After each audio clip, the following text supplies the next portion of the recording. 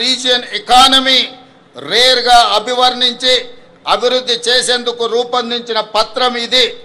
రైతులు కేవలం పంటలు పండించడమే కాదు, వ్యవసాయ ఆధారిత పారిశ్రామికవేత్తలుగా తీర్చిదిద్దే దిశగా ఈ ప్రణాళిక ఉంటుంది.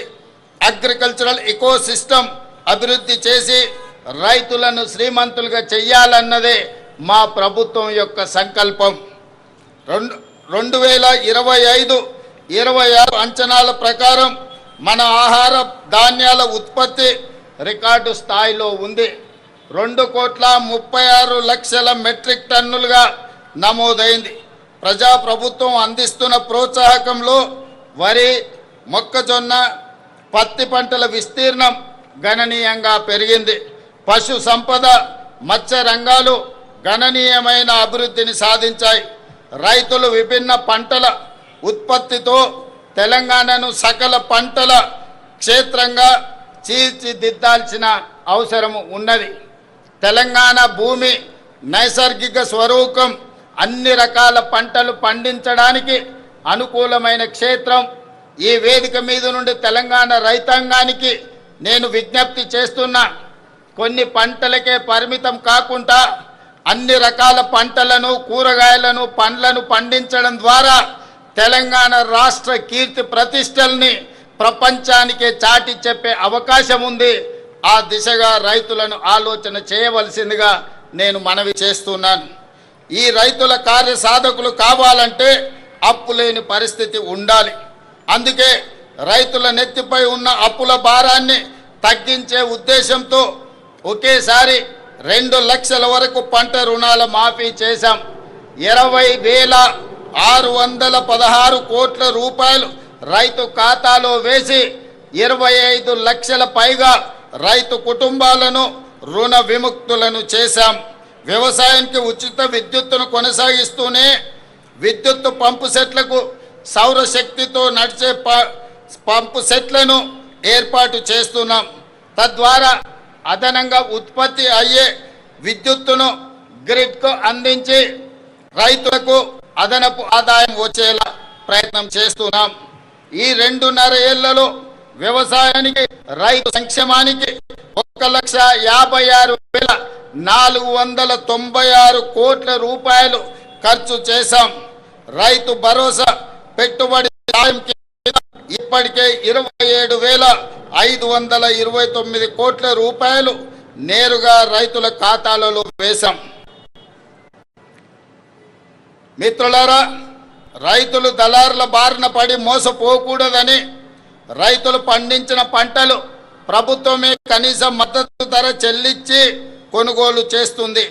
ఎంత భారమైనా సరే చివరి గింజ వరకు పంట ఉత్పత్తులను కొనడానికి రాష్ట్ర ప్రభుత్వం ప్రయత్నం చేస్తుంది. మేము అధికారం చేపట్టిన తర్వాత ఇప్పటి వరకు 2.5 ఏళ్లలో ధాన్యం కొనుగోళ్లకు 82,840 కోట్ల రూపాయలను ఇప్పటి వరకు రైతాంగానికి చెల్లించినాం. ఈ యాసంగి సీజన్లో రాష్ట్రమంతటా 8,575 కొనుగోలు కేంద్రాల ద్వారా చురుగ్గా ధాన్య సేకరణ జరుగుతుంది.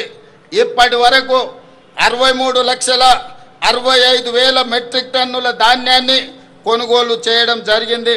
సుమారుగా 11,903 కోట్ల రూపాయలను రైతుల ఖాతాలో జమ చేశాం. అకాల వర్షాల వల్ల ధాన్యం తడిసిపోయినా ప్రతి రైతుకు నష్టం జరగకుండా దాదాపు 10,000 మెట్రిక్ టన్నుల తడిసిన ధాన్యాన్ని ప్రభుత్వం కొనుగోలు చేసింది. ధాన్యం కొనుగోలులో దేశంలో ఏ రాష్ట్రం కూడా మనతో పోటీ పడే పరిస్థితి లేదు. దేశంలో యాస చెప్పడానికి నేను గర్వపడుతున్నాను. గతంలో ఎన్నడూ లేని విధంగా రాష్ట్రంలో జొన్న, మొక్కజొన్న పంటలు సాగు భారీగా పెరిగింది. ఈ యాసంగిలో సుమారు 16 లక్షల ఎకరాల్లో మొక్కజొన్న, 4 లక్షల ఎకరాల్లో జొన్న సాగు చేసి తెలంగాణ రైతులు కొత్త చరిత్రను సృష్టించారు.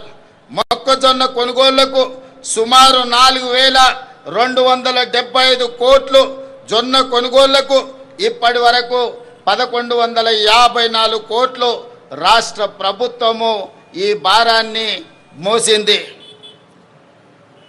అదేవిధంగా మిత్రులారా, సాగునీటి రంగానికి ప్రాధాన్యతను ఇస్తూ తెలంగాణ నీటి కోసం దశాబ్దాలు గోసపడింది. 10 ఏళ్ల గత పాలనలో సైతం పరిస్థితులు మారలేదు. కృష్ణా గోదావరి జలాల్లో మన వాటాలు తేల్చి ప్రాజెక్టులు పూర్తి చేసే విషయంలో మన ప్రభుత్వం చిత్తశుద్ధితో ఉంది. ఈ విషయంలో ఏ వేదికపైన రాజీ పడకుండా లౌక్యంతో రాజకీయ విజ్ఞతతో పని చేస్తున్నాం. 2004లో కాంగ్రెస్ ప్రభుత్వం జలయజ్ఞం కింద చేపట్టిన ప్రాజెక్టులు 2014-15లో ప్రారంభమైన ప్రాజెక్టులు కొన్ని ఇప్పటికీ అసంపూర్తిగా ఉన్నాయి. పెండింగ్లో ఉన్న ప్రాజెక్టులపై అవసరమైన భూసేకరణ చేపట్టి వీటిని చెయ్యాలని ప్రభుత్వం పట్టుదలతో పనిచేస్తుంది. ఇవి పూర్తయితే ఆశించిన మేరకు కొత్త ఆయకట్టుకు నీరు అందుతుంది. తెలంగాణకు వరప్రదాయిని ప్రాణహిత చేవెళ్ల ప్రాజెక్ట్ తిరిగి ప్రాణం పోసే ప్రయత్నం మన ప్రభుత్వం చేస్తున్నది. మహారాష్ట్ర ముఖ్యమంత్రి గారికి ఒక్క గత సంవత్సరం నుంచి చర్చలు చేస్తున్నాం, లేఖలు రాస్తున్నాం. వారితో చర్చించి తుమ్మిడిహెట్టి బ్యారేజీ దగ్గర బ్యారేజీ నిర్మించే కార్యాచరణ చేపడుతున్నాం. గత ప్రభుత్వం 1,00,000 కోట్లతో నిర్మించిన కాళేశ్వరం ప్రాజెక్టు 3 ఏళ్లకే 60,000 కోట్ల రూపాయలు సున్నా వడ్డీ రుణాలను పంపిణీ చేశాం. 5 లక్షల రుణ పరిమితిని 10 లక్షలకు పెంచాం. ఇందిరమ్మ క్యాంటీన్లు, సౌర విద్యుత్తు, పెట్రోల్ యజమానులుగా రాష్ట్ర ప్రభుత్వం అవకాశం ఇచ్చింది. 1000 బస్సులకు వాళ్ళు ఓనర్. ఇందిరా మహిళా శక్తి సూపర్ బజార్లు, లాజిస్టిక్ హబులు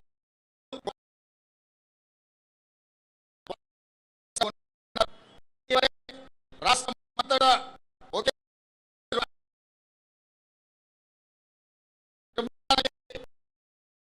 శంకుస్థాపన చేపట్టడం జరిగింది. అమ్మ ఆదర్శ పాఠశాల కమిటీల ద్వారా పాఠశాలలో మౌలిక సదుపాయాలు, యూనిఫామ్, కుట్టు కూలీ శిల్పారామంలో మహిళా సంఘాల ఉత్పత్తులు అమ్మడానికి స్టాల్ ఏర్పాటు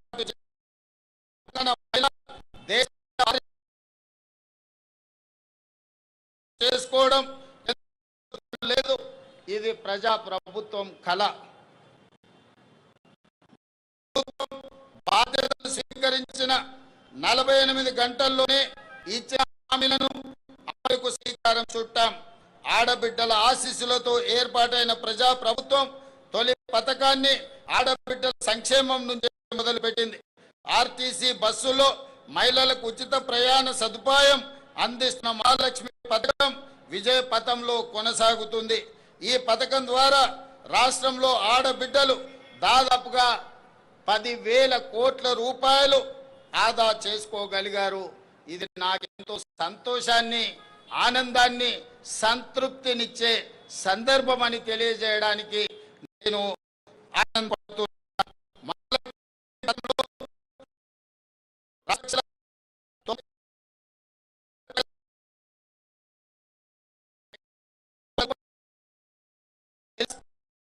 అందిస్తున్నాం. గృహజ్యోతి కింద 53,09,000 పేద గృహాలకు 200 యూనిట్లను ఉచిత విద్యుత్తును మనం అందిస్తున్నాం. అదేవిధంగా మిత్రులారా, తెలంగాణ అంటేనే పోరాటం. తెలంగాణ పోరాటంలో ముందు భాగాన నిలబడి కొట్లాడింది నిరుద్యోగ యువకులు. అందుకే నిరుద్యోగ సమస్యను శాశ్వతంగా పరిష్కరించాలన్న ఆలోచనతో యువతకు ఇచ్చిన మాట ప్రకారం ఉద్యోగాల విజయవంతంగా చేపట్టాం. లీగల్ సమస్యలు, లిటిగేషన్లకు ఆస్కారం లేకుండా కొలువులను భర్తీ చేశాం. ఉద్యోగ నియామక ప్రక్రియలో పారదర్శకతను పునరుద్ధరించాం. తెలంగాణ పబ్లిక్ సర్వీస్ కమిషన్తో పాటు ఇతర నియామక బోర్డులను పూర్తిగా సంస్కరించుకున్నాం. గ్రూప్ 1, గ్రూప్ 2, గ్రూప్ 3, గ్రూప్ 4తో పాటు మెగా డిఎస్సి, వైద్య